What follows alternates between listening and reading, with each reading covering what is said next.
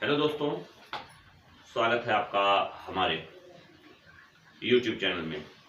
दोस्तों, आज के इस वीडियो में एक बार पुनः एक आधुनिक भारतीय चित्रकार की चर्चा करते हैं जिसने कला के क्षेत्र में महत्वपूर्ण उपलब्धियां हासिल की और अपने कला के कारण अंतर्राष्ट्रीय स्तर पर ख्याति प्राप्त की। और वह धार्मिक पौराणिक विषयों को चित्रित करने के लिए जाने जाते हैं और वह चित्रकार हैं J.M. अहिवासी अर्थात जगन्नाथ मुरलीधर अहिवासी। तो आज के इस वीडियो में हम लोग जगन्नाथ मुरलीधर अहिवासी के संबंध में चर्चा करेंगे और परीक्षा के दृष्टि से यह चित्रकार भी महत्वपूर्ण है। इनसे जुड़े हुए 3-4 सवाल अधिकतर पूछे जाते हैं, अभी हम उसकी भी चर्चा करेंगे। लेकिन आइए उससे पहले इनके प्रारंभिक जीवन के संबंध में कुछ जानकारियां ले लेते हैं। जगन्नाथ मुरलीधर अहिवासी, जिनका जन्म 1901 ईस्वी में गोकुल, जो बड़ा प्रसिद्ध स्थान है ब्रजभूमि, जो उत्तर प्रदेश के मथुरा जिले में है, यहीं पर 1901 ईस्वी को अहिवासी जी का जन्म हुआ।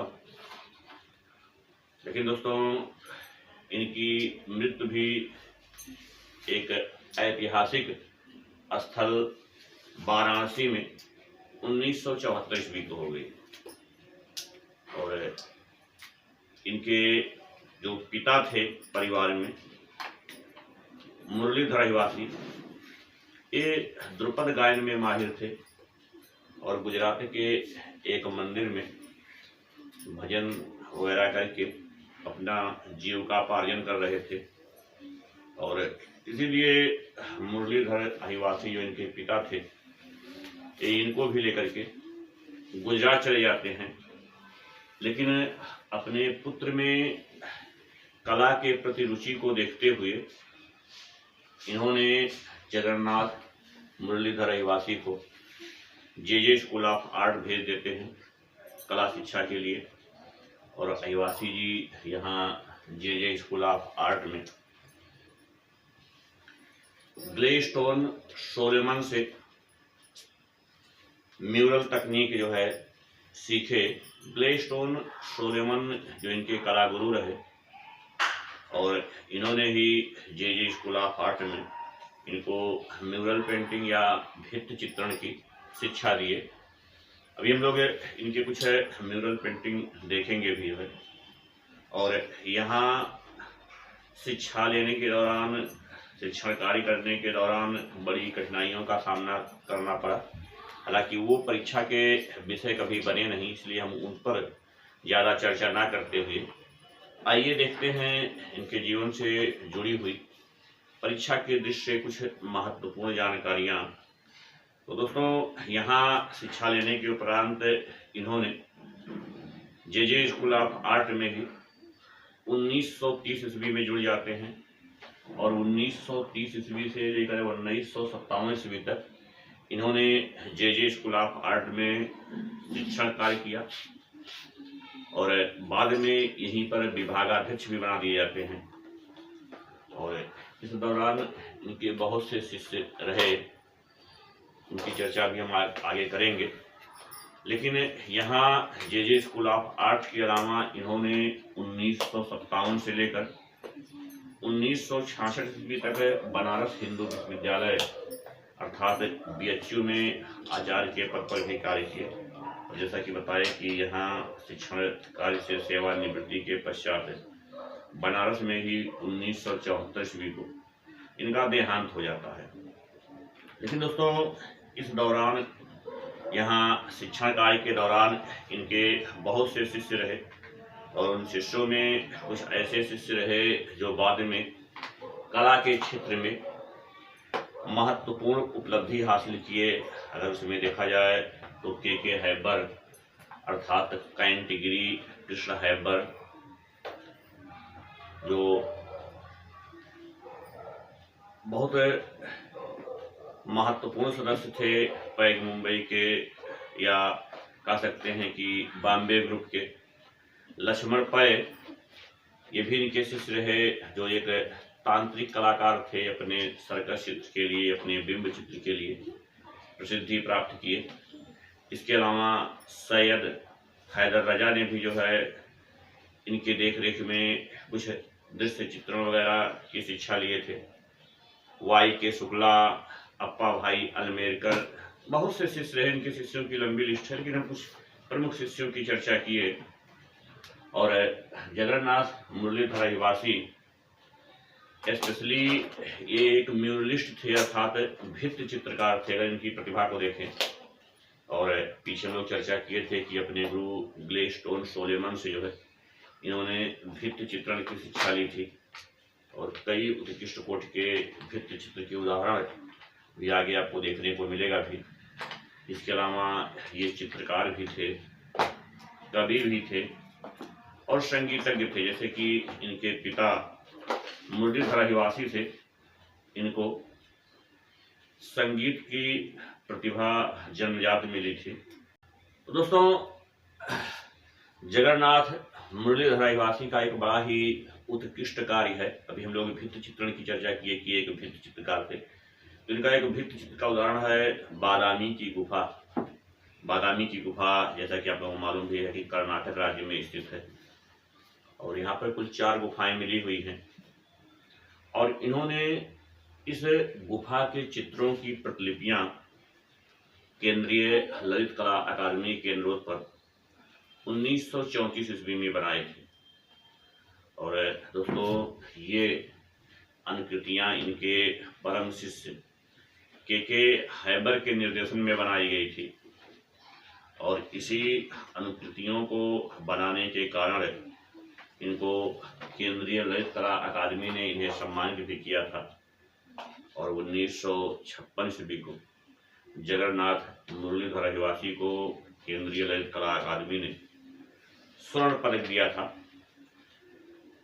तो दोस्तों, ये बादामी गुफा की चर्चा हम लोग अलग से एक वीडियो में किए हैं, जिसमें बादामी गुफा के संबंध में ही जानकारी दी गई है। आप पीछे जाकर के उसको देख भी सकते हैं।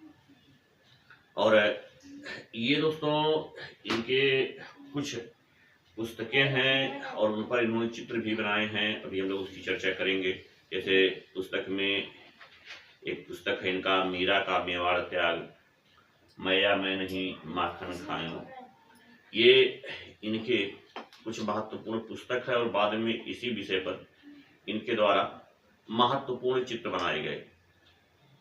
दोस्तों, हम लोग अगर जगन्नाथ मुरलीधर अहिवासी के संबंध में चर्चा करें, तो अहिवासी के द्वारा जो चित्र बनाए गए हैं, या कह सकते हैं भित्ति चित्र बनाए गए हैं, वो राजपूत शैली से प्रभावित थे। राजपूत शैली का तात्पर्य पहाड़ी और राजस्थानी दोनों आते हैं। और इनके द्वारा मुंबई में एक अभिनव कला केंद्र की भी स्थापना की गई थी, और जिसके ये अध्यक्ष रहे हैं। दोस्तों, अभिनव कला केंद्र से प्रश्न पूछे नहीं गए हैं, लेकिन अभिनव कला केंद्र ये भी महत्वपूर्ण संगठन है कला से संबंधित, जो मुंबई में स्थापित होती है। इससे जुड़े रहे, इसके अध्यक्ष रहे। और दोस्तों, अहिवासी की एक रेखा चित्रों का संग्रह है, जिसे इन्होंने रेखांजलि नाम से प्रकाशित भी करवाए थे। दोस्तों, रेखांजलि, इसमें सब रेखा चित्र ही बने हुए हैं। लोग देखें तो पेंसिल में अधिकतर इन्होंने अपनी रेखाओं के माध्यम से बड़े ही सुंदर और उत्कृष्ट कोट के चित्र बनाए। और जैसा कि बताए कि अहिवासी भारतीय चित्रण परंपरा के सबसे बड़ी पुरोधा थे। भारतीय चित्रण परंपरा का तात्पर्य होता है कि भारतीय विषयों को भारतीय तकनीक से चित्र चित्रित करने के लिए अहिवासी जी जाने जाते हैं। और इन्होंने अपने चित्रों में भारतीय संस्कृति, भारतीय धर्मों पर जो है बहुत ज़्यादा चित्र चित्रित किए। और इनके अगर आप लोग चित्र देखें तो उसमें लाल चटक रंगों का इनके द्वारा प्रयोग किया गया है। और ये एक म्यूरलिस्ट थे, तो इनके आपको म्यूरल पेंटिंग महत्वपूर्ण स्थानों पर देखने को मिल जाएगा।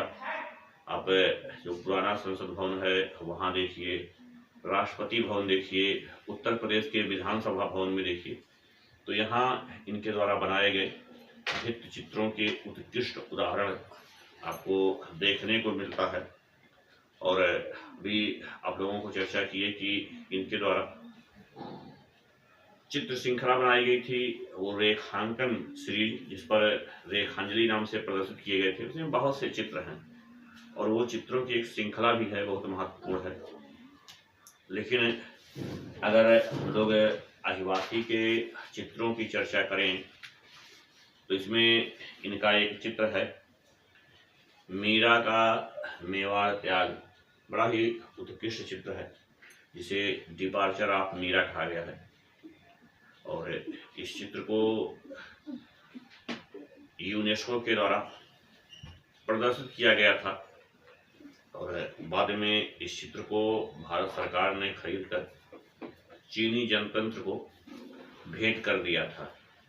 और इसके अलावा इनके चित्रों में मैं या मैं नहीं माखन खायूं पुस्तक भी है, चित्र भी है, और जिसमें इन्होंने कृष्ण की बाल लीला को बड़ी सुंदरता से चित्रित किए। हालांकि मैं या मैं नहीं माखन खायूं ये रहीम दास का कुछ कविता संग्रह में भी दिखाया, रसखान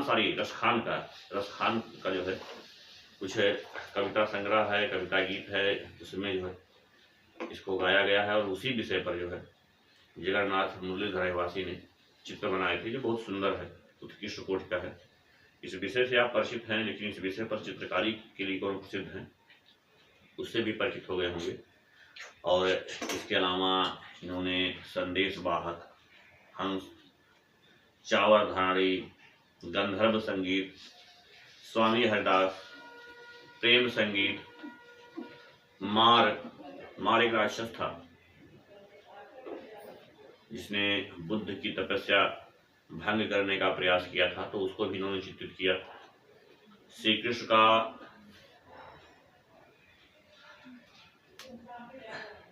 इन्होंने श्री कृष्ण विषय पर तो बहुत से चित्र बनाए थे और उसमें एक श्री कृष्ण का नामकरण, महाभारत लेखन, महर्षि व्यास, कामदेव, चावर धाड़ी, ये इनके कुछ बड़े ही उत्कृष्ट कोटि के चित्र रहे जिसमें मीरा का मेवाड़ त्याग और मैया मैं नहीं माखन खायूं ये बहुत महत्वपूर्ण है।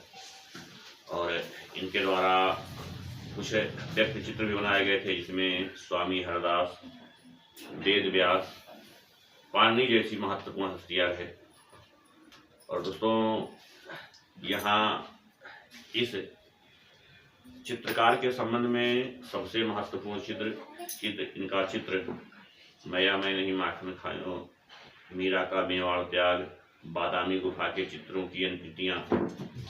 और ये मुख्यतः प्रतिभा में देखें तो भित्ति चित्रकार हैं, उत्तर प्रदेश के गोकुल में पैदा हुए हैं, बनारस में इनकी मृत्यु हुई है। ये कुछ परीक्षा के दृष्टि से महत्वपूर्ण तथ्य हैं जहाँ से प्रश्न पूछे गए हैं और पूछे भी जा सकते हैं। तो दोस्तों जगन्नाथ मुरलीधर रहवासी के संबंध में ये कुछ महत्वपूर्ण जानकारियाँ आपको कैसी लगी, आप अपने कमेंट के माध्यम से हमें सूचित करिएगा। और अगर वीडियो पसंद आ रहा है तो उसे लाइक करिए, अपने दोस्तों में शेयर करिए। और यदि आप हमारे चैनल पर नए हो तो हमारे चैनल को सब्सक्राइब करिए, जिससे नए नए वीडियो के नोटिफिकेशन सबसे पहले आप तक पहुंचे। हमसे जुड़ने के लिए, वीडियो को देखने के लिए आप सबका बहुत बहुत धन्यवाद।